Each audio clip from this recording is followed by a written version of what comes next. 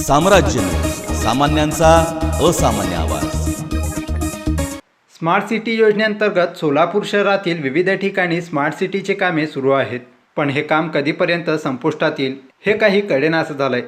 रविवारी सकाळी smart city योजनेअंतर्गत सुरू असलेल्या मेकॅनिक चौक ते भैया चौक येथे नवीन ड्रेनेज लाईन आणि नवीन पिण्याच्या पाण्याची पाईपलाईन टाकण्याचे काम करण्यात आले, पण काम झाल्यानंतर योग्य प्रकारे खड्डा न बुजवल्याने रविवारी बजाज आयकर शोरूमच्या समोर MH26 BE 2219 हा ट्रक बुराणपूर येथून सांगोल्याच्या दिशेने निघाला होता, पण रात्रीच्या पावसाने खोदण्यात आलेला रस्ता चालकास लक्षात न आल्याने ट्रकचे मागचे टायर खोदलेल्या खड्ड्यामध्ये रुतले।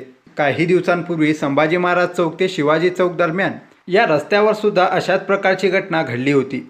अशा या घटनेमुळे स्मार्ट सिटी योजनेअंतर्गत सुरू असलेल्या भोंगळ कारभारावर सोलापूर शहरवासियांकडून नाराजी व्यक्त केली जात आहे।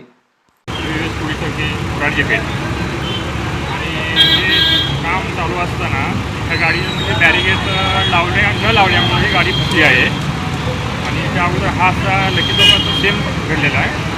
रात्रीच्या टायमाला 2-2:30 वाजता हे प्रकार घडलेला आहे।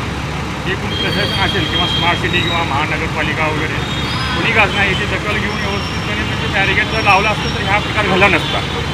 बॅरिगेड असल्यामुळे हा प्रकार घडलेला आहे।